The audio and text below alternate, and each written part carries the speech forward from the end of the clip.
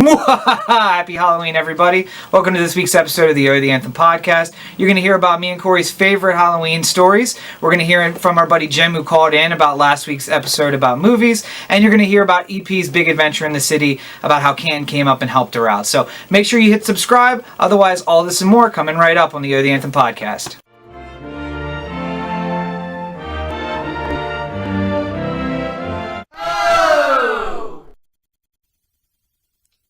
Knock, knock. Who's there? This is the Anthem Podcast, and this is Corey. That was by far the worst one yet. Good afternoon, everybody. I wouldn't mind a second take because I did say podcast incorrectly. Do you want to do it again? Nah. Well, by the way, I'll just leave it. Ebola is trending, by the way. Jesus. Mm. Anyway. Good afternoon, everybody. Well, now that New York is infected. All of New York. Dun, dun, dun. Yeah. But, it's all blown out of proportion. Not many people live there, so it's okay. It's totally okay. And if you listen to last week's podcast, or the Spotlight from episode 28, you'll find out all about Ebola. P.S. Something we missed. 28 episodes equals what? Any idea? No. We are more than halfway through the year. Oh, wow. We have done more than half a year's worth of podcasts. We're 6 months in? We are, well, depending on how you break it out. Yeah. It's based on the weeks or whatever, but we are 26 weeks is half a year. Oh, yeah. That's insane. Happy anniversary. What'd you get me? Well, first of all, I don't do the 6-month anniversary. There's no month anniversary. This is the anniversary of our 6th date. What'd you get me? You're that guy. You're the guy who does that. I am not. I'm the one who's like, what? What date is it? I don't even know what day of the week it is. You want me to remember that? No. Let me my version of that is let me look at the Cinemark app and see what freebies I have. Yeah. Are you getting a small Coke? Your small popcorn's on me. There you go. Can you let's celebrate our 6th Happy anniversary, baby. Let's celebrate our 6-month anniversary by me sitting in the room and you throwing yourself up against the wall outside. And then when Ken comes down, you can tell her that I did it. So. I don't want you throwing yourself against the wall, though, because I just set up and have been playing with our new green screen. Da, da, da! Yeah, so if you were watching the video version this week, starting this week, mm-hmm. You would see a little intro from either me or Rob. We haven't flipped the coin to figure out who does it. Or both of us, I'm not really sure. Yeah, whatever. Yeah. Yeah, but we have a green screen, and we can't say much more than that at the moment. Things are coming. Things are coming. You are going to be very excited about the things that are coming. Super excited. And we got some business to take care of, but speaking of things are coming, it's Halloween, or coming up on Halloween, so yeah. If you haven't bought your slutty nurse outfit yet, yes, then feel free to do so. And ironically, the things coming with the green screen involve boobs, kind of. In an ancillary kind of way. Well, everything that involves Rob involves boobs at some point or another. So let's not necessarily jump to boobs equal green screen. I was listening to Adam Carolla's podcast. Yeah. No, maybe it was Carolla or it was WTF, one or the other, and they were talking about how somebody had the idea to do a bar rescue of titty bars. And I'm like, yeah, you've taken my idea. That's my $1 million idea. Because I sent him a tweet to John Taffer saying, I find it strange that you've never done a strip club. Yeah. When sometimes those are the bars that, need the leg up. I've just gotten into that show a little bit. Bar Rescue? Yeah, just because I like Adam's show, the Catch Contractor? Yeah. And it's on, is it before or after that? It's one or I the think other. They just play them back to back to back over and over throughout the night. It's Spike, so that's all they got. That's all they really got. But no, I like both of those. That's their Sunday. Yeah. John Taffer is the man. I love him. Yeah, he's good. But yeah, so we have a green screen, and we have big things coming in the future, and I'm so excited. And it's the possibilities that we open up with that are not just the stuff that we have planned for this, but movie making and everything else. Well, yeah, I mean, obviously that helps immensely in many different ways. Yeah. I would like to do an intro where we just pretend that it's a Windows computer from 1998, and you put up random backgrounds, and I'll act them out. Like, look, I'm on the moon now. Hey, so I'm we're underwater. We're just stealing the bit from Wayne's World. Oh, look, we're in Delaware. Hey, we're in Delaware. Yeah. Now, I was thinking of the annoying family member from a movie, played by SNL alum spacing on his name now. Shoot. He plays like the half brother, and he's Jason. What's his name? Is trying to have a serious conversation, and the brother's on the computer, and the sister-in-law. He's like, I can't hear you. Get closer to the mic. And they're like, farther from the mic, closer to the mic, farther from the mic. No. Oh, I see idea what he's doing. I'm gonna find that and put that in the show notes. I can't remember the guy's name. Shit. Has anybody tried to wrangle $100 from you yet, by the way? Nobody has tried to wrangle money from me. And see, that's why I got to be careful now. It's either that Rob is never wrong, or our listeners are lazy. I think it's probably the former of those two. I think that our listeners just need to know that there is $100 in it for them. Yes, $100 cash. If they can find a Robert error. Well, and I think part of the problem is that you get stuff like our buddy Jim, who called in this week and left a message where I wasn't wrong and you weren't wrong, but we just didn't have all the information. It has to be like a pretty. They need to find something I did wrong, like a very clear, like, you know. Yeah. Well, don't say I gave an incomplete answer, and don't disagree with me on something I said. Right. You know. It has to be like Moscow is the capital of Japan. Right. And no, it is not. Right. So that kind of thing. Everyone knows it's Beijing. That's exactly right. We already know your geography skills are somewhat. There's a reason why I went to college. How'd you do in geography? Did you take a geography class? Nothing? Well, I mean, I went there and I slept, but through the geography class, and summarily got an A. Yeah. Because in you college, aced the test. Yeah, you just take the test. Take the test. God, my dad led me so far astray with that piece of advice. Yeah. Like, just go to class now in high school, and you don't have to go in college. You just ace the test. Show up an ace test. That's it. And then that didn't happen. So no, anyway, no, not at all. Now I'm here in the palatial the Anthem Studios. I guess you have a postgraduate degree, and you're here too. I'm still here. Speaking of the postgraduate degree and all the things we have planned, I was just telling you, I have decided, I have done the math, and I can, in fact, quit my job and start doing just this all the time. It will require two things. Could. It could. It will require, I have a credit card that is half of my take-home pay without student loans. So part of this equation is I just stop paying my student loans and hope that they don't come after me in court before I can make some money. And then the other half is to cut the expenses. And as I said, obviously, the thing I'll do to cut expenses is move to LA, because that will, of course, make life that much cheaper. Because it's a pretty cheap city to live. Right, absolutely. Anybody who has ever lived there will tell you. Well, I heard about this. The broom closets are very affordable. I heard about this suburb of LA called Scottsdale, and I feel like I can live there very cheaply. The neighborhood that's just a couple states away. Well, it's like 200 miles, but I know LA's a big city, so I figure that's not that bad, right? The traffic isn't bad, so you get in there. You just leave at 3 o'clock in the morning from Scottsdale every day, and then you'll be in work. My job at Starbucks, right? Because I can't practice law in California. Though you can't. A lot of agents have law degrees, so you could always do that. And I was actually talking to a couple guys about that, about how a lot of people have law degrees and practice law elsewhere, and they just never pass the California bar. You do legal work, but you don't represent people. You do agent stuff, and then somebody at the agency is a California lawyer, and they draw up the contract. But I think we talked about this before, but because you know the law, it's easier to negotiate. Yeah. And then you give it to the person who can do it. They write it up, and you're done. Exactly. But it would also require me going to L.A., and I have yet to convince you that we should move to L.A. So. Well, I don't need a ton of convincing. Yeah.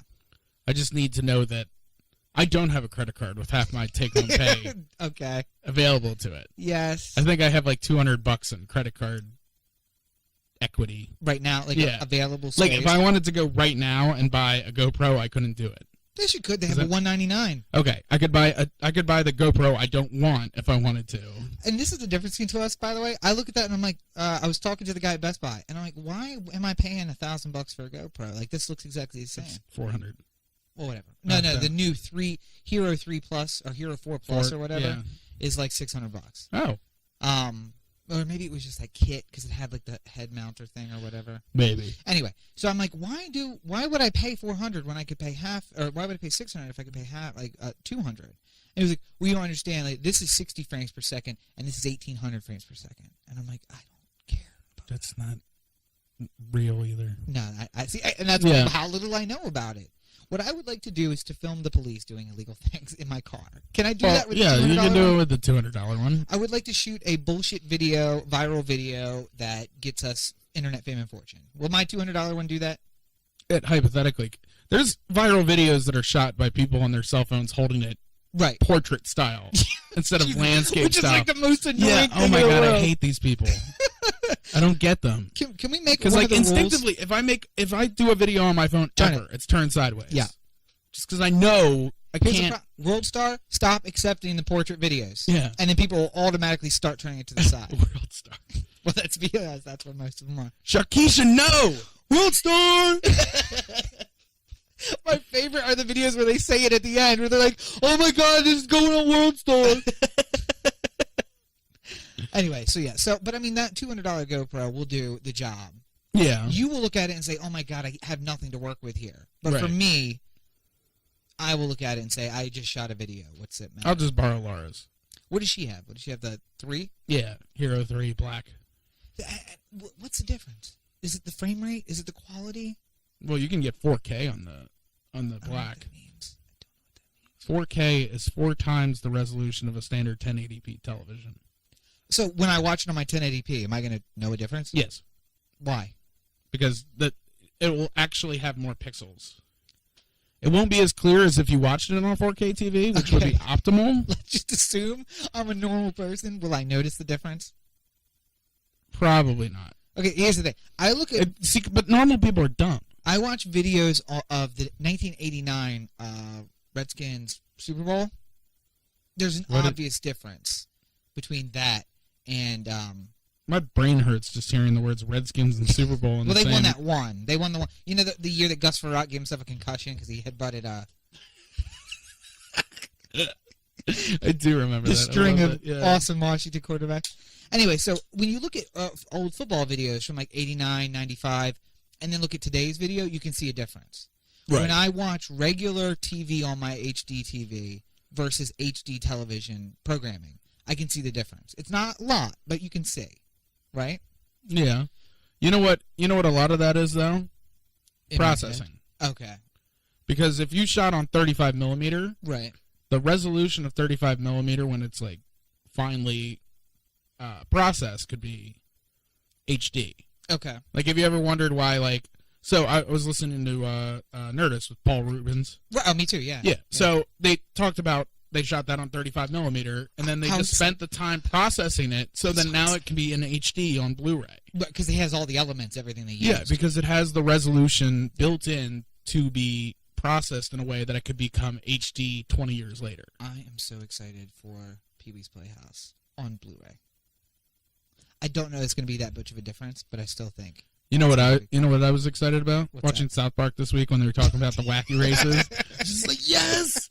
Oh my God! An obscure reference I love! Like, God.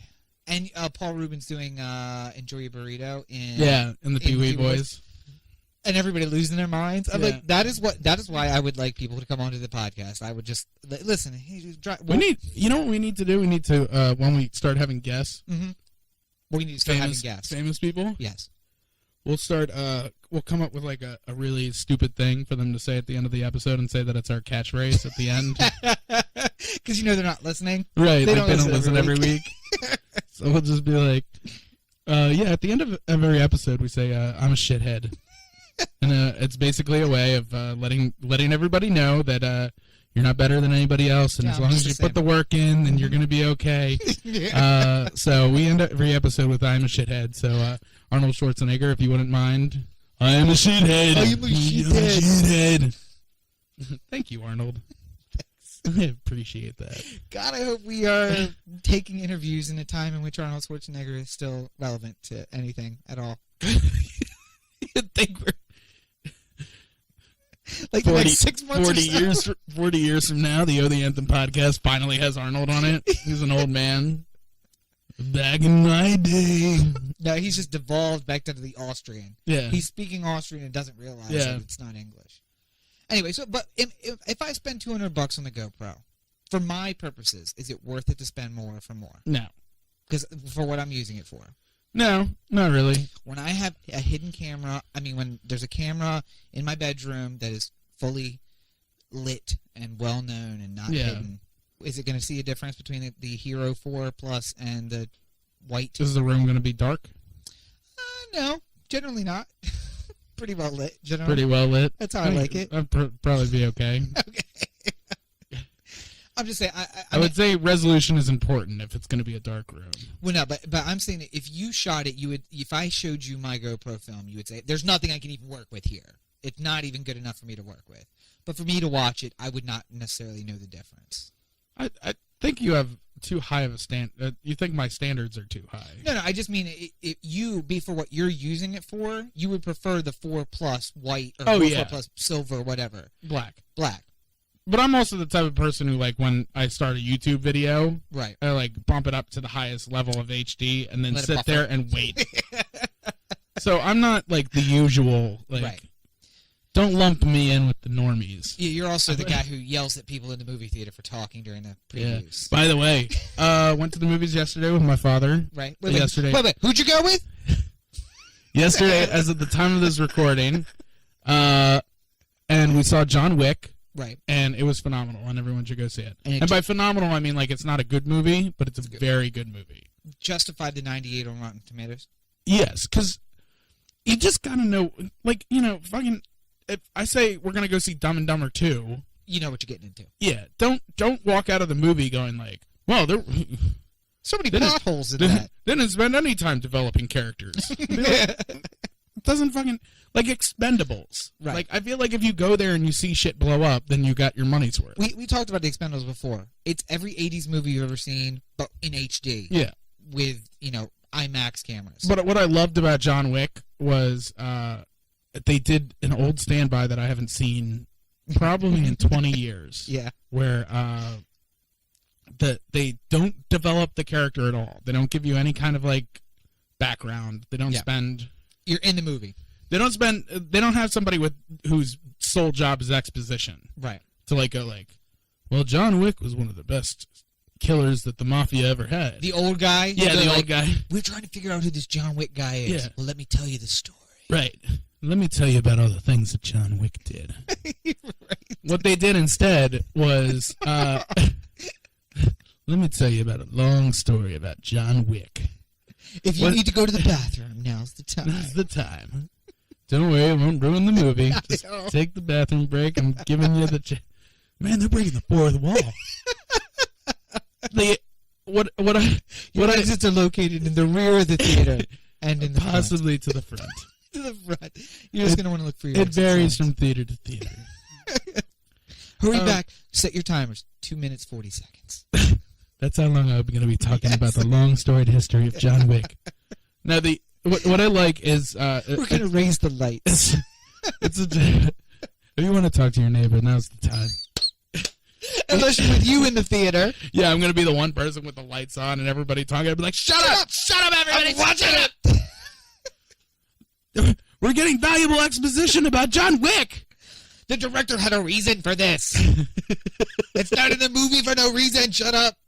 No, it reminds me of Austin Powers. Just one of the best, like, movie jokes ever, having the character named Basil Exposition. Who explains everything. Yeah. No, but what was so great about John Wick, this one thing that I haven't seen probably in 20 years, like, and it works in a movie like this. It works so well. It's kind of shocking that it doesn't happen more often. Right. Where one character will just be like, "Well, you anchored John Wick," and then the other character, like, slow turn towards the camera, pulling in close on him, going like, "John Wick," right. Like, just the reaction. Yeah, we know, like, immediately by the reaction of one character that John Wick is a badass, and you've angered John Wick, and bad things will happen because John Wick is angry. What is that shot called where you zoom in but you widen? Like, you actually move the physical camera closer, but you widen the shot, and it gives that effect of, like zooming in on a face. Zooming with, like, a pull focus? Yeah, sure. That's Is that what it is? I guess. You know what I'm talking about? They do it in all the movies all the time. In that moment, that like the vertigo move, like you feel like like I'm getting drawn into the movie a little bit. Either that, or it's you narrow the shot but pull back, like you zoom in as you're pulling the camera It's back. a focus thing. Yeah.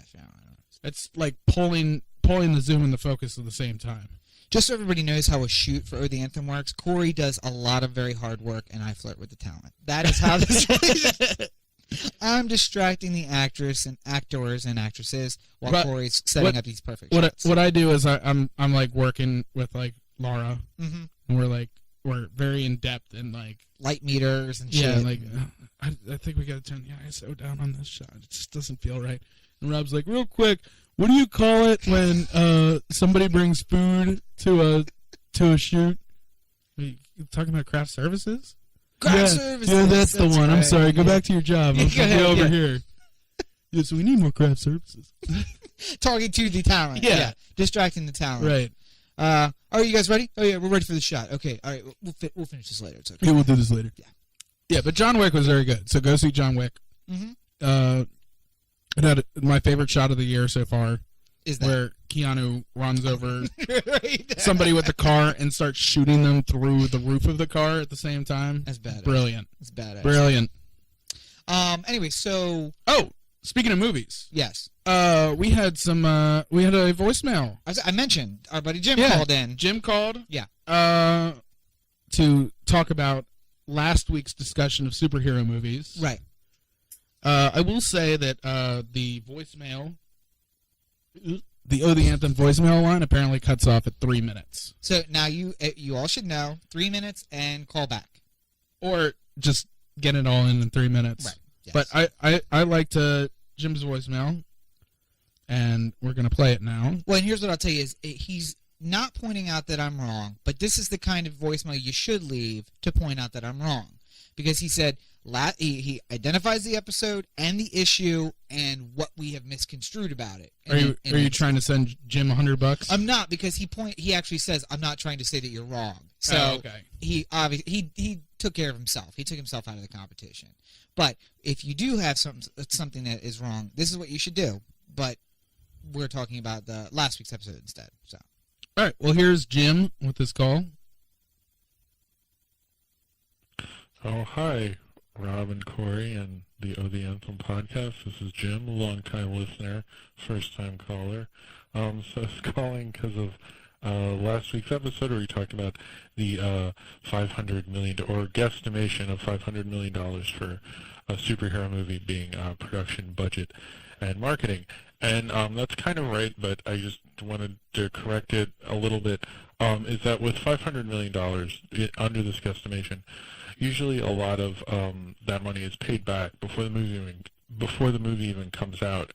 With, like, let's say The Amazing Spider-Man 2, they had a deal with the U.S. Postal Service, which costs the Postal Service a lot of money, and action figures and McDonald's toys and all that stuff. So all that stuff is kind of paid back. So it might even be down to, like, let's say, $450 or something by the time the movie comes out, and then you have and then that movie's going to make exponentially more than that when it comes out, and then they have DVD and Blu-ray, which with superhero movies sells a lot, and so they'll make lots of money continuously through that. But when you have a small movie that's like, let's say, $5 million, that movie usually costs about, if you want it to open in like 1,000 or so screens, it'll probably cost at least $30 million just to market it.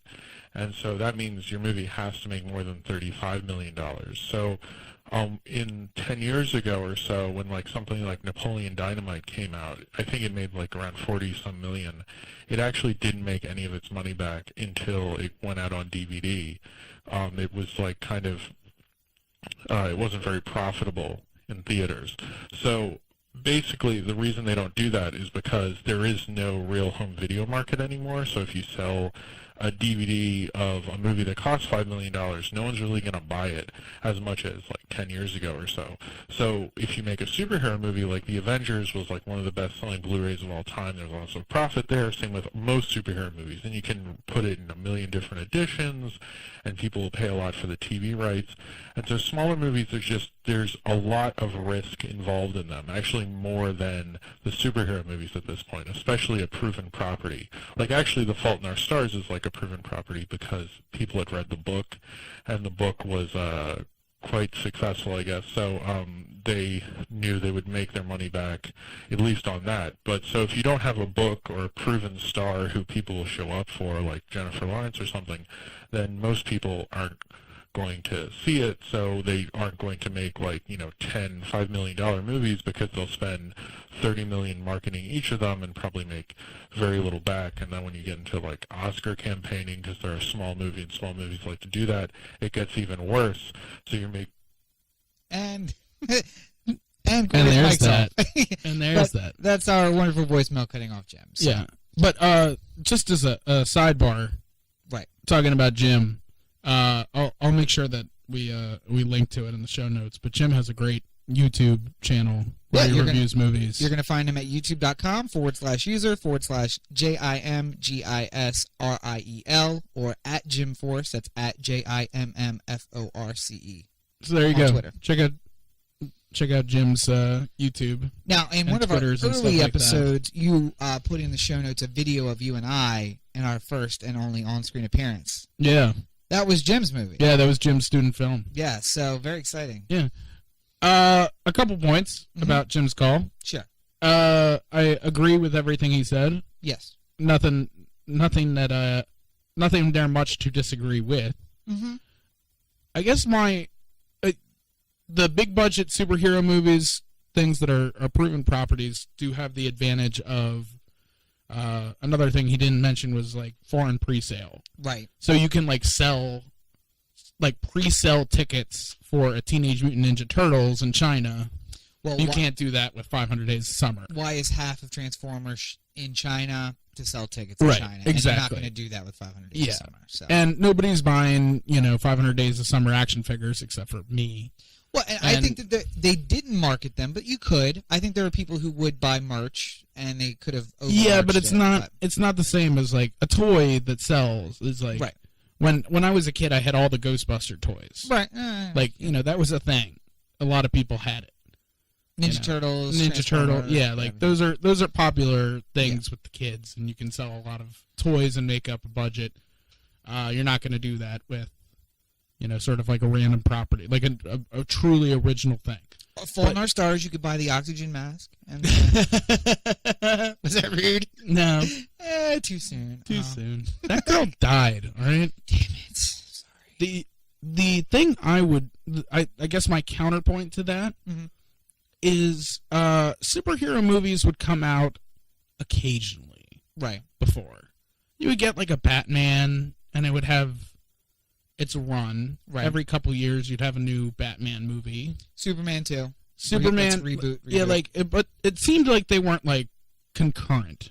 No. Like you'd have Superman have his run, and then Batman would have a run, and then Spider-Man would have a run, and then like Nick Cage would do a Superman movie that didn't ever get made. And you'd have like your one-offs. Yeah, like Ghost Rider. Like nobody really expected that much of that, but whatever. And Punisher has been one and dones for all. I mean, they've made 7 movies, all one and done. Yeah, and I don't think Hollywood is dumb enough to think that every single one of these is going to be like printing money. Right. But here's my point: when Spider-Man broke the weekend box office record. When that came out, right? Was it the Spider-Man 1 or Spider-Man 2? I can't remember. 2, 4th of July weekend. Yeah, I think that it broke the weekend box office record at the time. It also came out on a Wednesday, by the way. Yeah, it was like a Wednesday through Sunday count. Regardless, the thing that I find fascinating is that you have one that sets it off. You have a Spider-Man that breaks a record, and then you just continue going. Right. And you have hits after hits after hits. In this one vein, and then it's all in. Well, and that was Spider-Man broke Titanic. Spider-Man breaks records. Avengers breaks records. Batman movie, Chris Nolan Batman movies break records. Like just going through the line of these like great films. Guardians. Guardians. Like no, I don't think anybody expected Guardians to be as well off as it was, but like. Well, they knew it would make money. They just didn't know that it was going to be Avengers big. Well, I don't think anybody thought like people were going to be flocking to see it either. Right. Well, and like I feel like if it made if it had made half the money that it did, nobody would have been shocked, kind of thing. But new rule for Hollywood is put Chris Pratt in it. At Pratt. This is the thing though. I'd rather have Aubrey Plaza. That's just me. I would rather bang Aubrey Plaza, obviously, but Chris Pratt has got to be. It sounds good like you want Chris Pratt. I feel like he would be. Gonna hate. He would be like an awesome buddy. Like he's just got to be a cool guy to hang out with. Oh, I'm sure. Or maybe not. Maybe it's all he's like super pretentious, but he comes off as really. He seems like a nice guy. Yeah, I would think he was. Back to the point, though. Sorry, yeah, go ahead. Back to the point, though. Superhero movies sort of had their run for a long time of like, all right, now we're in a Batman phase, now we're in a Superman phase, now we're in a block. But now that superhero movies are like huge properties and everything's making money, they want to super load out as many superhero movies as they can. And 40 in the next 5 years is a bit much, is all I'm trying to say. And they're competing against each other. The problem is that you have great indie directors, like somebody breaks out and goes, like Tarantino goes big. Right. Like he has a small picture and then he goes big. And now he's a name. Mm-hmm. Like, who isn't excited for Hateful Eight to come out when that comes? And we could be building these people, is my point. Like, maybe the $5 million movie that you release first doesn't make all its money back. But as a brand, you might build to that. And I would rather us get into the habit of, hey, here's 10 original movies this year, rather than here's 10 superhero movies. Right. That's just me, though. And he also leaves out, if I can just point out, VOD, which is becoming big. Not VOD necessarily, but like on demand through Comcast and your digital satellite. I think it's big. I don't think it's as big as. I don't even know if it'll ever reach the levels of a theater kind of thing. No, it won't. But you can make money doing it. Right. And Netflix or Hulu or Amazon release digitally. Yeah, has money. What's the good news for that, for those revenue streams, is that it gives people who spend $1 million on a movie. Well, and see that my next point is a movie that Robert Rodriguez spent $5 million on in '95 costs you $1 million now. Well, I mean, but you know what I'm saying. Way less. I'm just saying that you don't have to buy the film anymore. You don't have to process the film. You're not doing videotape editing, which is what he talks about in his film class or whatever. Yeah. It's literally you and I could shoot almost, given a crew of people for $100,000, we could shoot a movie that cost $5 million in 1990. We could do for $100,000 because you don't need film. Because everything's digitally done, and there are other costs that are higher, obviously, like people and having the people. But we could get and feeding them and all that stuff. But the major cost back in the day was the film stock. It was getting the film stock and processing the film stock, and we don't have that now. Yeah. And you also doesn't take years and years and years to edit, because you can sit down and do it on your computer rather than driving somewhere. I mean, maybe not ideally, but you know what I mean. Yeah. You can in the studio here, you could produce something that could go on the big screen. Yeah. And it would be no different quality than what someone else has produced somewhere else. It might be different quality in terms of like what people expect of it. But, right. No, but I mean, what I'm seeing. Don't expect Chris Nolan when it gets projected on the screen, but Wait, so you're saying if we put two GoPros on like a PVC pipe, that won't be an IMAX style movie? Not the same thing? No. No? Okay. No. I can't remember how much those IMAX cameras are, but I know Chris Nolan did break one during The Dark Knight. Yeah. Can you imagine? Like $500,000 for a camera. I think he said he broke one of the 4 in existence at the time. Yeah, something like that. So, can you imagine that? Yeah. Looking over at the guy like, what's the budget? What do we got? What kind of squeeze room? The conversation with the IMAX people. Hey, you remember that camera you lent us? Sorry about yeah, that. Not so much anymore. Like, okay, so we were gonna make a 4-hour movie. Turns out it can only be 3 now. We can't pay all of you for the rest of the film. I don't know if we're gonna have enough money for Heath Ledger's last scene. Oh no! Sorry. Sorry. Anyway, Yeah. My whole point is that he's right, and everything he said is perfectly valid. I just think that there's a lot of other factors too that all need to be taken. Nobody's wrong. No. The studios aren't wrong for wanting to make superhero movies. No. The people aren't wrong for wanting original stories. Right. Business people aren't wrong for foreign pre-sales and making toys and everything like that. Small filmmakers who want to make a movie and want a chance to make a movie. I would like to... Like, I have to competitively go out there and find new up-and-coming filmmakers. Right. I have to devote time to look into what's happening on, Right. like, festival circuits and stuff like that. Right. So it would be nice if people spoke of, like, you remember when fucking LeBron James was in high school and ESPN was at his games? Oh, yeah. And they were saying things like, listen, he's not there yet. He's not polished enough to play in the NBA at this moment because he's only 16 years old. But this guy's going to be a fucking force. Right. In 2 years when he's in the NBA. And we want to see that And with filmmakers. we want you to get a glimpse of it now. Right. It's Wednesday. There's nothing on TV. Why don't we just watch a high school basketball game? Where the guy's dunking over everybody else. And wasn't he on like a really killer team too? Like the whole Yeah, team was I mean, bad? like for high school, yeah. Right, yeah. But I mean, I feel like if we had, I wouldn't even mind. I bet filmmakers wouldn't mind either if they had like a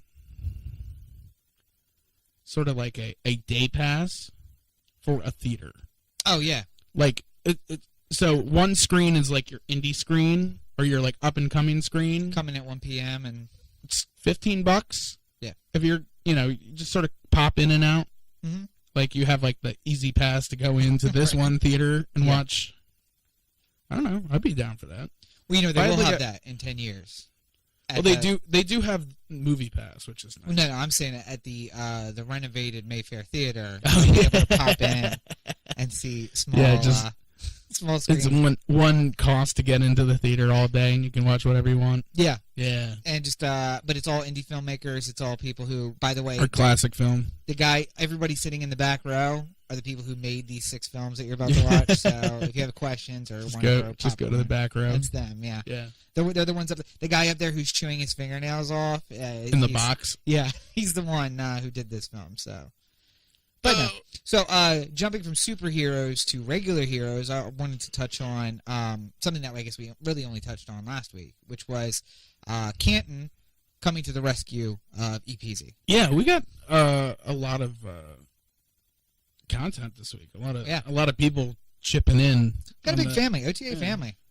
Super big. EP was here in the elegant and luxurious Or the Anthem Studios. Deep below the earth in Parkville. Deep below the earth in Parkville, Maryland. Mm-hmm. And we were testing around with the green screen. So just to tell the story correctly, Corey and EP were here, and there was video cameras filming, and it was at night. Just so that's. It was in the afternoon. Oh, so afternoon to light. I mean night. I mean afternoon shooting. Right. Okay. So. Right. Rob will not let off this. I like that I cracked myself up. That's the whole goal. Fuck you guys. This is about making me feel funny. Well, you could have been here, but you had to live all the way across the bridge. I heard that you guys had a conversation about that too. Yeah. I'm getting super guilt from everybody. I need to move closer. Yeah. Rob Nobody likes you over there. Rob and Maggie gave me guilt on Sunday too. Like, oh, we do this all the time. Wish you could come more often. Like, the worst. Here's a baby. Here's a cute baby you could see more often. Anywho. Anyway, yeah. So we figured we'd use the green screen, and I'd record the audio of her telling the story of Canton rising up against dirty, low-life criminals. Exactly right. Yeah, I think it's just great. Like, well, here, let's let EP tell the story. Sure. Oh, it was more than my wallet stolen. Let me tell you this story. So, go to play kickball on Thursday, like I do every Thursday. And, of course, with kickball comes boozing. So we went to the bar afterwards. And I am just drinking with my team in the bar. No big deal. So some motherfucker reaches in. Am I allowed to say that? Yeah. Yeah, okay. So some motherfucker reaches into the bar, snatches my purse off the skee ball table in the bar, which the game wasn't in play, so it was allowed. Before I even realized what happened, someone had already seen this go down. A friendly neighbor across the street called 911 after they saw these thugs steal my purse. So I look around to all my friends thinking that someone's playing a joke on me. Like, who has my purse? Come on, like, this isn't funny. And they're like, no one's been walking through here. And the bar is pretty small, so I think you would have seen if somebody walked through and snatched it. So I look at the bartender and say, I think my purse just got stolen. And he goes, oh, don't worry. Somebody has already called the cops, and somebody is chasing them down to retrieve your purse. So I'm already white girl wasted. I'm like, what is going on here? So I walk outside. Friendly lady across the street on the phone with the police says, oh, we have the victim right here. I'm like, oh, great. I'm a victim now. Like, mind blown. So, so she says, my husband is chasing them down. We saw it all go down. It was 3 guys, and he's running down to Patterson Park to get your purse. So, mind blown, because I didn't even realize that my purse was gone in the first place. And all of this has transpired before I even realized that a crime had occurred. 2 minutes later, her half-naked husband comes walking back up the street, baseball bat in hand, purse in the other hand. He's like, I got it. And I'm like, what? So, gives me my purse, cell phone there, car keys still there. So I'm like on cloud 9, because at first I'm thinking like, well, how am I going to get home? How am I going to pay for an Uber? What am I going to do? How am I going to call anybody? I don't even have my cell phone. So that made me happy. And they did make off with my wallet at that point in time. So I kind of, I guess I was expected, but I was happy that I got my car keys and my phone back. Fast forward 12 hours to the next morning when I'm waking up feeling like ass because everybody bought me shots and drinks after the whole event occurred, and we bought drinks for these neighbors across the street that were so kind to, have taken justice into their own hands. Next morning, I get a number of messages off of Facebook because apparently a friendly runner saw my wallet in Patterson Park and put it on the Canton Neighbors Facebook page to say, does anybody know EPZ? And a couple people that I knew from different avenues, a person that I haven't known or haven't spoken to since high school, and then one of my coworkers messaged me saying, hey, did you lose your wallet last night? So 12 hours later, reconnected with the lady who found my wallet, and all the contents were still in it. So, to sum it all up, I got my purse stolen, my phone stolen, my car keys stolen, my wallet stolen, and I got them all back within 12 hours because the people of Canton are very friendly and apparently want to keep a nice crime-free neighborhood, and they're taking justice back into their own hands. And I thought it was really inspiring and really sweet. So that's my story about that. Boom. So I have to say, bravo to you, citizens of Canton, Absolutely. for standing up. And you know what? Fuck everybody who says, like, Baltimore is, like, fucking crime-ridden. Well, it is. Yeah, I mean, it is. I was going to say, that shows the It is, best but and here's worst. the thing, right? Mm-hmm. You gotta make it, you can't let it happen. The people in Canton here, especially in this story, standing up for what's right. Right. Standing up for the little man, or the little girl, and this little woman. Just so she knows that she is a little woman. Yeah. Stand up for short. the broad in this story. She is short. But I think it might be too late for West Baltimore. Just burn it down? Well, no, I'm just saying I think it's a little too late to, like, stand up against the violence, but, like... So what you're saying is we take Martin Luther King and we just build a wall right down the middle of the street? Is that what you're saying? Keep the, what do you call them out? Send all complaints to Corey. I was thinking about the Great Wall of China. What were they trying? The Mongolians. Trying to keep the Mongolians out of West Baltimore. I'm sure that's what. Thank God that didn't sound racist. Corey at Anthem.com. What do you call them? No, so you're saying we build a big wall. Build a big wall. Hope the Mongolians don't come in. Cut off West Baltimore. Just let it go. No, because I still like West Baltimore. What part of it? Even for its troubles. Oh, so we should finish that highway to nowhere and just keep it above the city. Just keep our cars above the city so we can look down at West Baltimore. Or up, as it were. I feel like, so, Canton did it right here. Mm-hmm. You got the wife calling the cops. You have the husband chasing him down with a baseball bat. Right. You got the community standing together trying to reunite EP with her wallet. Yep. All of that's great. I just wish that, I feel like this story, if it was said over and over again from all across the city, yes, it would be bringing people back. His name is Robert Paulson. His name is Robert Paulson. Now, here's the thing that upsets me. I mean, like, everybody looks at this and they should and say, look how great this is. Look at Baltimore standing up for Baltimoreans and policing themselves. But why can't we not extrapolate that outward? Well, if we are willing to defend one poor little girl who lost her purse, why can't we do something more and stand up for ourselves on a greater? And I mean, but then I take that jump and everybody's like, whoa. This is a one purse thief and a neighborhood not talking about something great. But I mean, it stands for the same thing. Baltimore City Police are inept. Everyone in that neighborhood knows that if we don't do it, it's not going to get done. We keep our neighborhood clean. I would say it's a bit far to say Baltimore City Police are inept. Because there are... I mean, well, they're part of the drug trade, which is fine. I mean, yeah, they're really good at selling drugs, so there's that. Or looking the other way while drugs are sold. I think that they have, compared to other police forces just in this state... Oh, wait, listen now. Don't start drawing those lines. No, hold on. Compared to other police forces in the state alone, I was driving on York Road in Cockeysville. I was right near Warren Road. I can't remember who was in the car with me. But I made the point that it was Brian. I was in the car with Brian. There were 8 Baltimore County cops. Yeah. Behind one guy who had pulled over on the side of the road.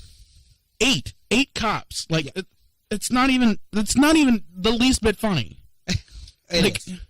No, because it's funny in its absurdity. Yeah, $56,000 per person. It's not funny. Like, I'm paying for those cops.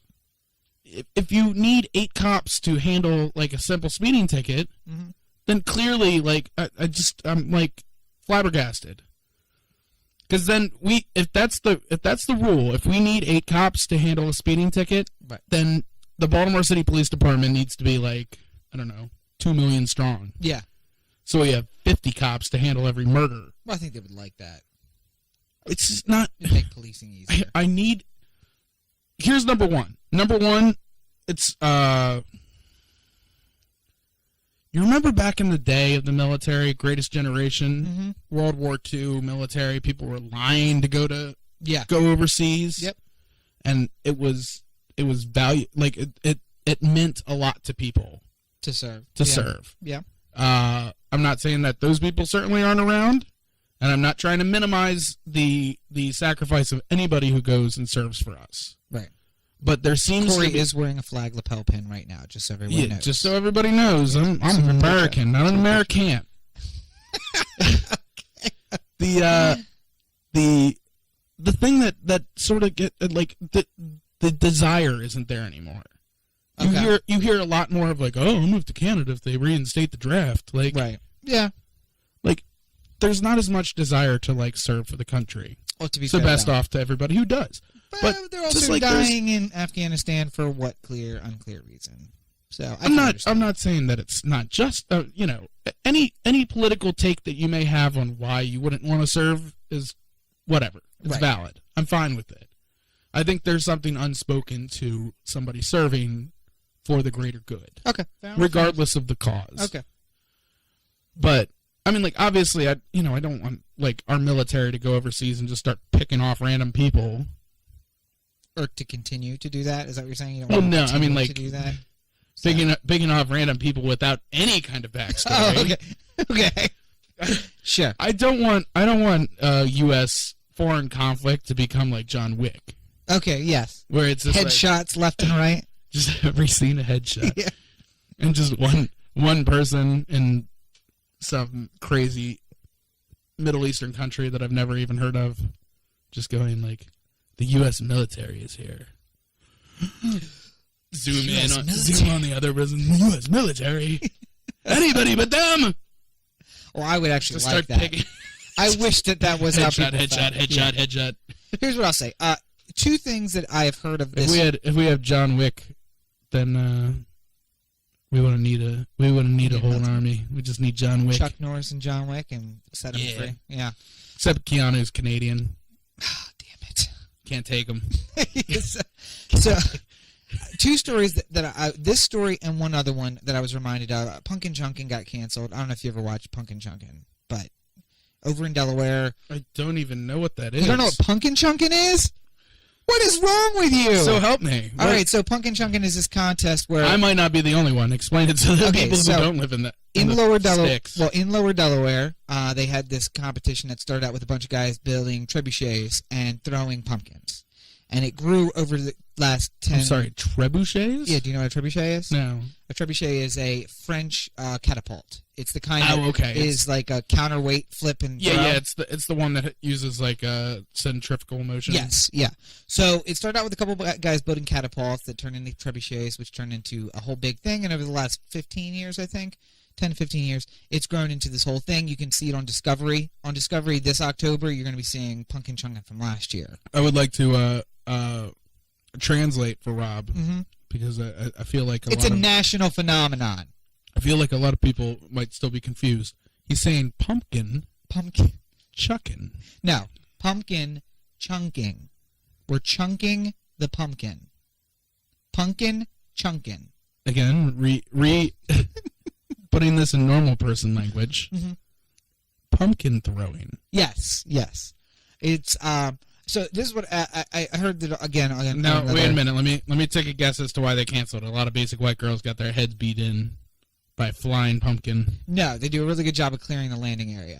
Which, by the way, the record set at Punkin' Chunkin', 0.88 of a mile.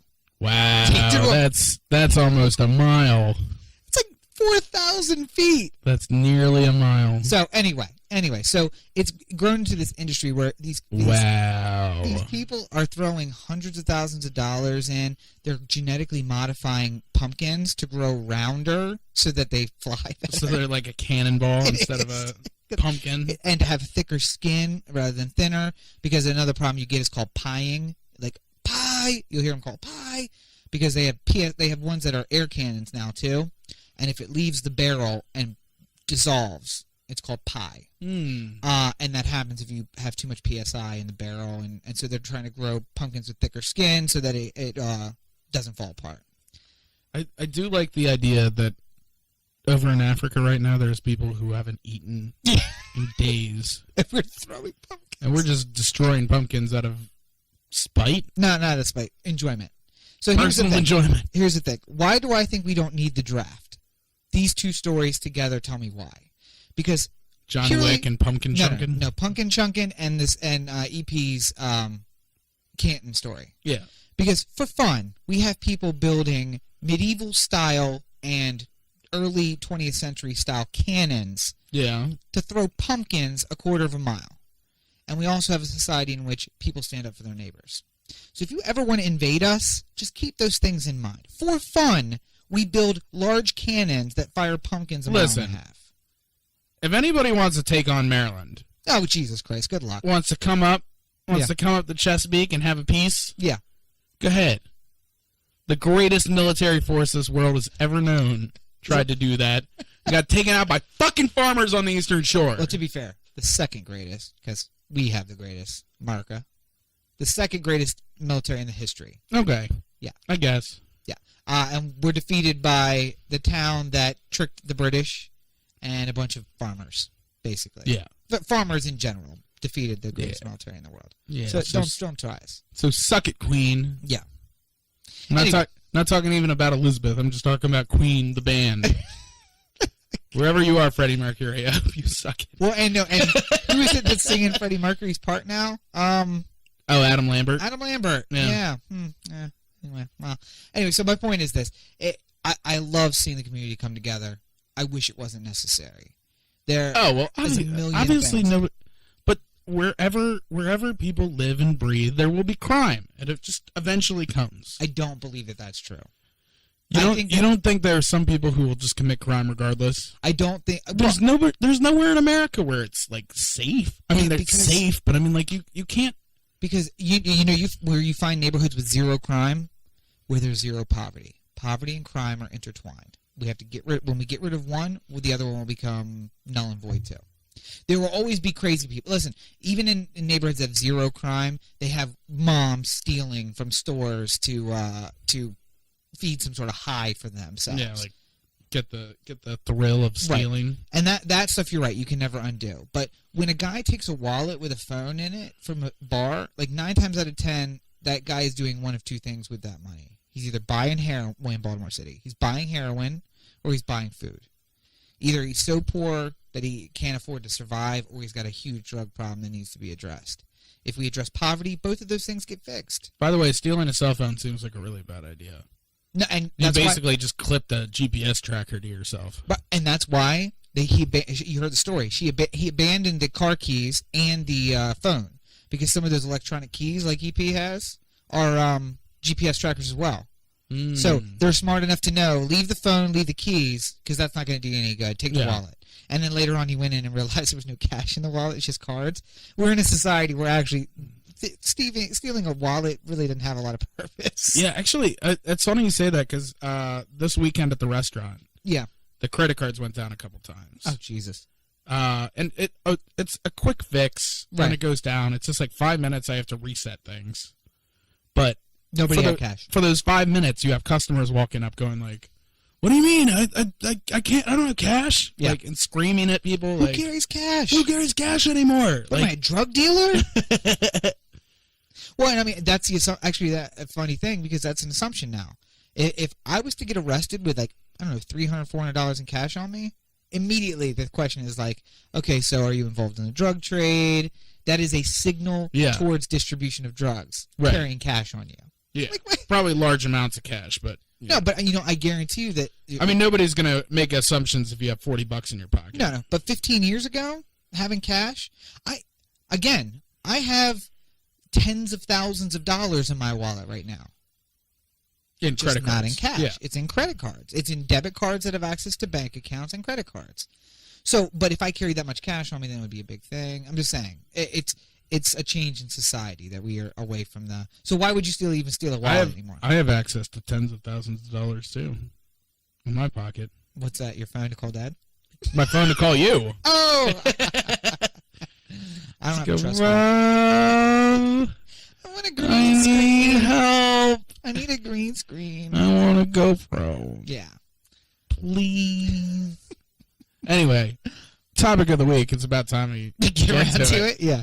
Halloween. Yay! And I don't know what you're wearing. Right. I don't know what you're wearing on Halloween. I don't know what you're wearing right now. But if you wanna send pictures and send them to Rob, feel free. Instagram at Robert and Cheek. Snapchat at Robert and Cheek. Yeah.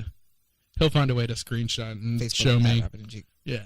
Anyway. So we forgot this is the basement of horrors. Yeah, basement of horrors 1. That'll be the episode title. Because we, much like The Simpsons, are going to have 25 consecutive years of Halloween shows. Oh, thank God. By the way, tomorrow that's how my day's getting spent, doing work and watching all the Treehouse of Horrors back to back. Nice. It's on FXX. They have, Oh, cool. They have all the episodes, obviously. Yeah, so yeah. They're playing all the Halloween episodes back. I don't get FXX. What? Yeah. You guys don't have Comcast. It's part of a better cable package than we're able to afford at the moment. When I talk about cutting back on my expenses, Yeah. that's one of the things. Right. Like, I have the Comcast DVR plus all of the channels. Yeah. There's something You're really gonna have pleasurable. to cut back a little bit. There's something pleasurable about just not having a channel that I can't I'm surprised how much I live off of just HBO Go and Netflix. And I mean, the internet's generally what I use. I've been watching on demand, but then I realized Hulu and Comcast on demand have the same stuff on it, basically. Yeah. So I can watch almost anything. Anyway, It's Halloween.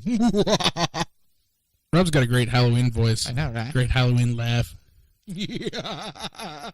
To be fair, it is his normal laugh, though. It really is. Anywho, I'm just evil. I want to get into a little bit of Halloween fun with you. Okay. But first, I wanted to bring up a story. I don't know how many of you people are thinking about dressing up like Tutankamun for this Halloween. How many of you people? How many of the people listening to my voice right now are planning on dressing up like Tutankamun? A lot, I would say. The boy king. Right, yes. Guess what? Fucking, I think it was, they're showing it on the BBC. Mm-hmm. It's going to be like a BBC special, but I don't know who's responsible beyond that. I don't know if the BBC put out the order to, like, shit on the legacy of Tutankamun. Is that what they're doing? Or whether it was independent scientists who just came to the BBC after the fact. But apparently, King Tut, mm-hmm. legendary pharaoh, Yes. had clubfoot, Okay. had wide childbearing hips, Right. buck teeth, Mm-hmm. looked like an asshole, A little bit, yeah. and basically looks like somebody you wouldn't respect. Right. Basically. Well, here's what I'll say. Probably accurate. Generations of inbreeding. That happens. Probably accurate. Yeah. But I just prefer. What's the point at this stage in the game? What is the point of You do not. ruining Tut for me? You don't have a scientific mind. That's the problem. I have my friend Motaz, who I've mentioned before, my Yes. Egyptian friend Motaz Yes. from LA, gave me a King Tut head from Egypt. Mm-hmm. I love it. It is on my mantle It's the death there. mask. It's a death mask. It's on my mantle. He chills with my hats. Right. Tut is commonly wearing a hat that I'm not wearing. That doesn't change. The Keeping death it mask. warm for me. The death mask is still right. I just don't like the fact that if I choose to dress up like Tut, Yeah.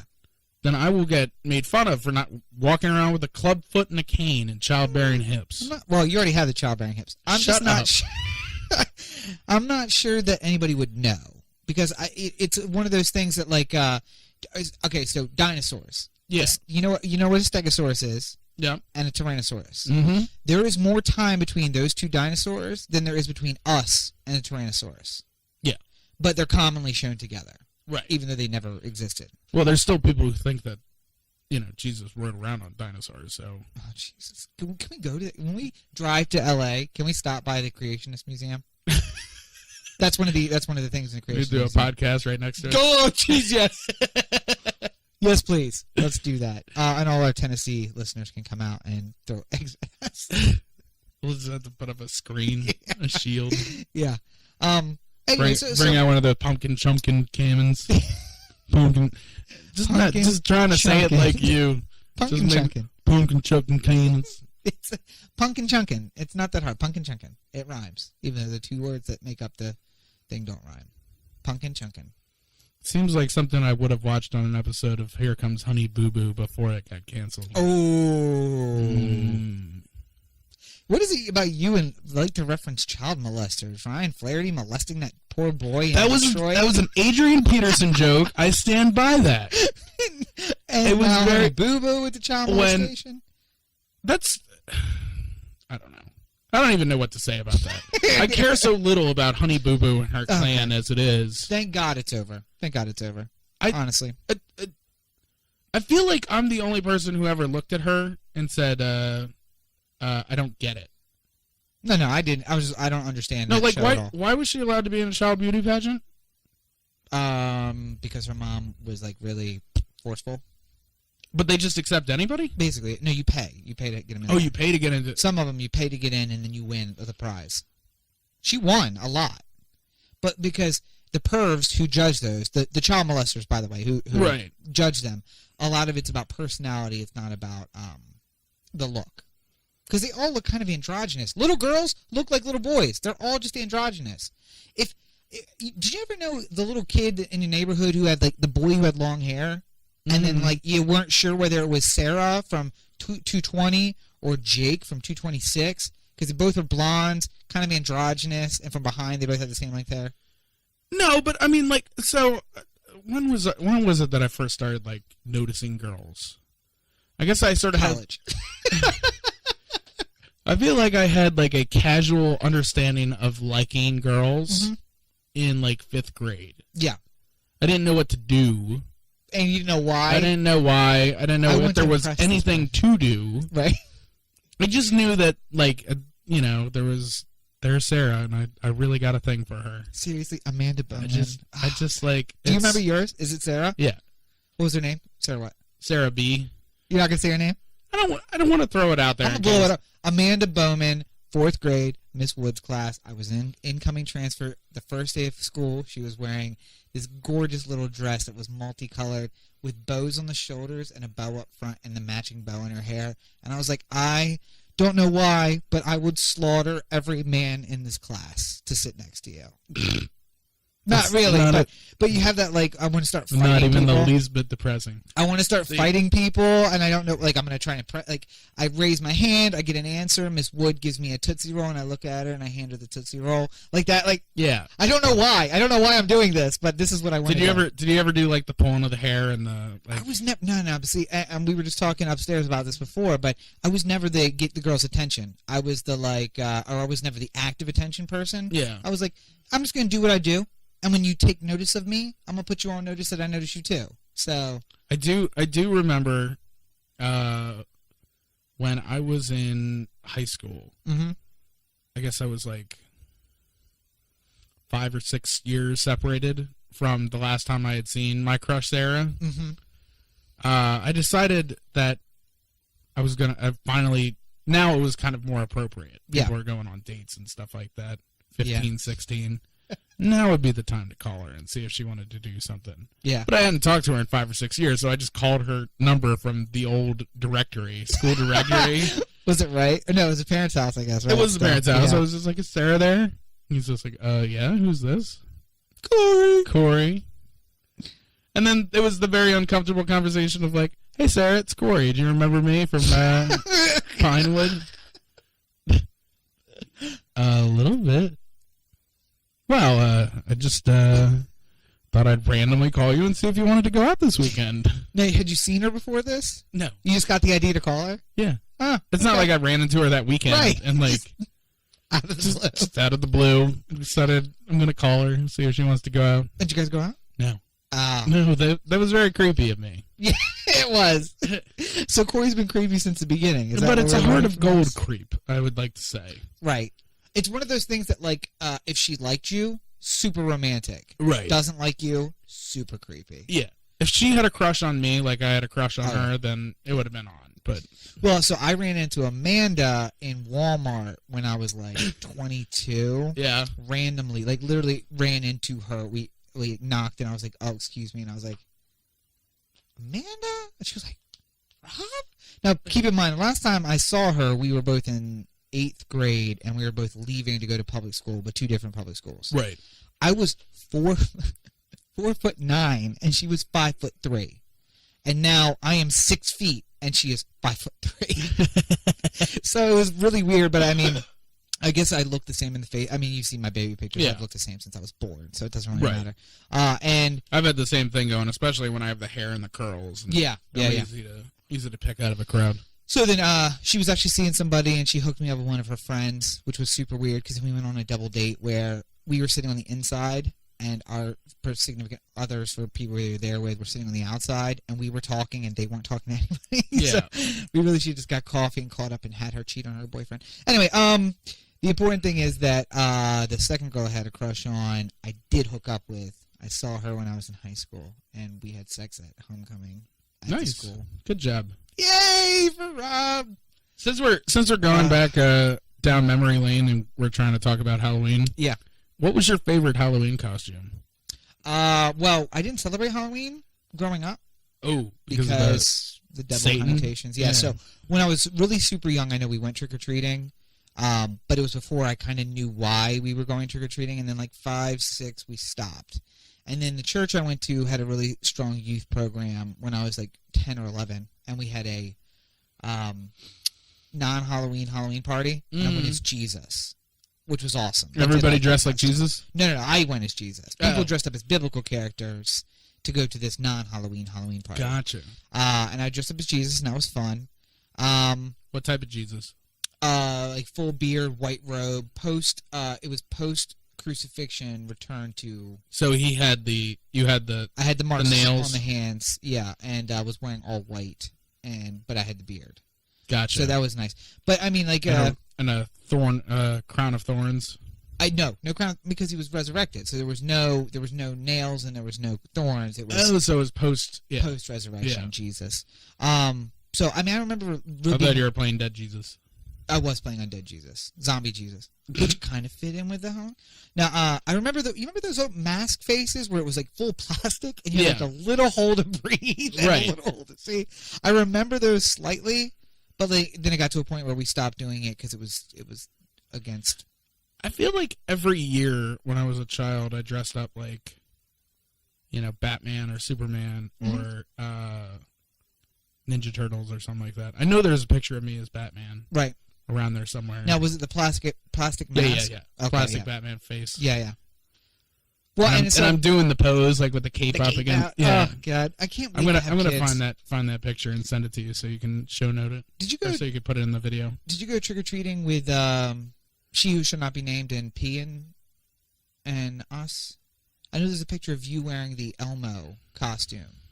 No, that was Halloween night.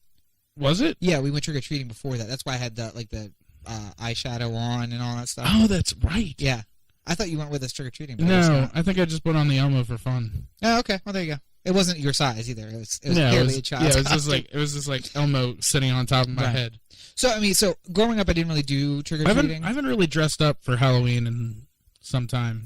And that's what I was going to say. When I was little, we did, and then I didn't do anything, and then I did Jesus a couple years, and then I started doing the Hell House. We did Hell House instead when I was in the youth group. And then it was like costume, but it was you walk through and we show how you're going to be horrible. And then at college, I was going to ask you about college. Yeah. Because college, again, then we got back into dressing up for Halloween. I don't know that you did. I can't remember dressing up much for Halloween. I only remember one. I know I dressed up like a biker. Yeah. Because that picture of me and Megan when we went to the village is on Facebook. So you can find that one easily. Well, I dressed up as my favorite costume ever. My favorite Halloween. One of my favorite Halloweens ever.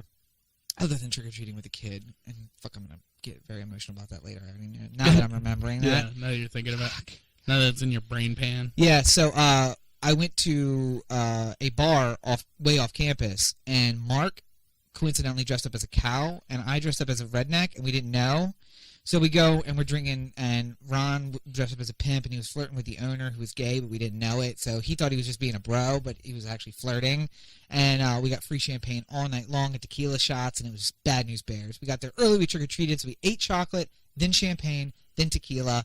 This ends up with brown vomit down both sides of my white Jeep. And I remember that. Yeah. So then, also, Mark was in the very, very back in the tailgate, and he's like, pull it over! So I pull over to the far left side of 495. Yeah. I get out and pop the tailgate. He pushes me out of the way, and then instead of going to his left off the highway, he runs across 4 lanes of traffic and dives down the embankment. Yeah. So I want you to put yourself in this position. You are on Halloween night driving down 495. And a man in a cow costume comes running across all 4 lanes in front of you. So you stop, naturally. Yeah. He then goes diving down the embankment. And then a guy dressed as a farmer with buck teeth and everything and overalls comes running after him, also dives down the embankment after him.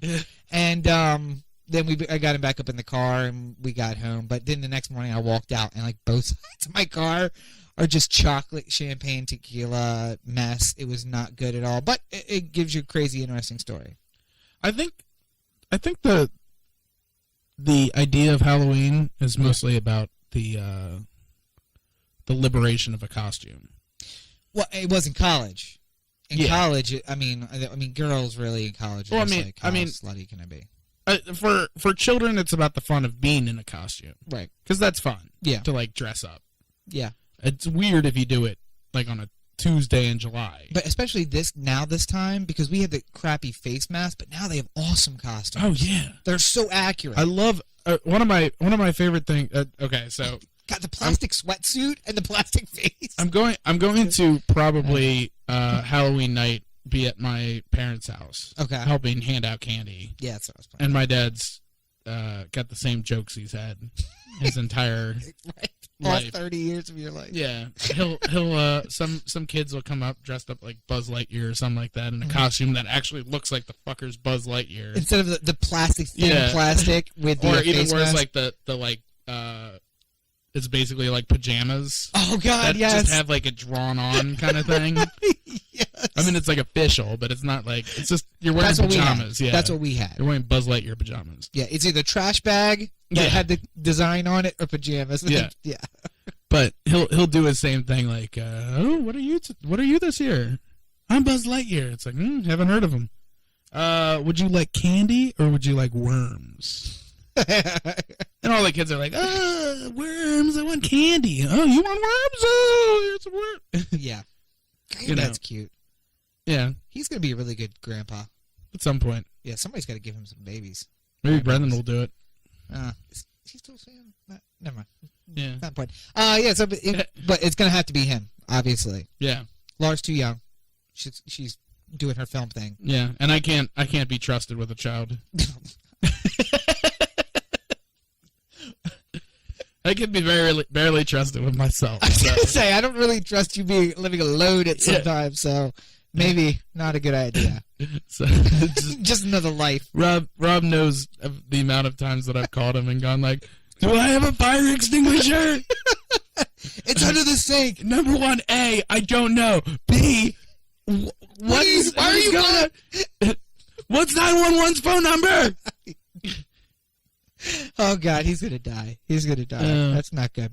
Anyway, so I guess happy Halloween. Yeah. Unless you're King Tut, it's been ruined for you. It has, but he's undead, so he's mummy zombie. Somewhere up there, a rugged, handsome King Tut is looking down, going like, "What the fuck?" Or "What the fuck?" Or yeah, he's like, "Dur, dur, dur," and he doesn't really even know. Just pulling out Mencia bits. Did. I went way back in the brain and pulled out a little Carlos Mencia. I wonder if anybody ever dressed up like Carlos Mencia for Christmas. I know. For Halloween, not for Christmas. For Halloween. Yeah. It'd be a super depressing Halloween. I know a guy who dressed up as Carlos Mencia, but it was while we were in college when he was bad. I'd rather be King Tut with his club foot than Carlos Mencia. Yeah, except he's got millions of dollars, so he's still got to be Carlos Mencia every day of the year, though. Yeah. The rest of the time, he's not looking at his Bank of America app. He's got to be Carlos Mencia. Yeah, they can just walk around all the time like, I am so rich. Can't wait for Google Glass where he can just like watch the balance slowly climb. When people are like walking down the street going like, Carlos Mencia, you suck. He can just so much money. Oh my God, so much money. It's 7 figures. And all the way out to like 0.000 thousands place, so that the interest accruing every minute is slowly turning. It's just getting bigger. Somebody just bought the DVD. Oh, yes. Fools. But anyway, so I hope everybody except for King Tut has a happy Halloween. All our college girls. If you're wearing something super slutty and you want to share it with Rob, at Robert and Cheek on Snapchat, at Robert and Cheek on Instagram. You can direct message me. You don't have to tag me, but I'm sure he would prefer the Snapchat though. No, because I can't screenshot. It's hard to screenshot that. And Instagram, direct message at Robert and Cheek. Twitter at Robert and Cheek. Any of those is perfectly fine. But to all our college listeners, slut it up because that's what this day is for. To everybody who has kids, I'm sorry I just said that, and you could totally send us pictures of your babies too because. And for any kids that are listening, yeah. Please enjoy the candy. Oh, just do it. Enjoy it now. Well, you got that metabolism firing. Yeah. You have two 30-year-olds who are like, oh, God, if I even look at a piece of candy, I'm going to have to hit the gym. Well, you don't hit the gym. I went to the gym the other day. Did I you? just bought shoes. What? But we are of the age that we have to buy shoes to start back at the gym. Like, oh, well, I was going to go to the gym, but I couldn't get the shoes.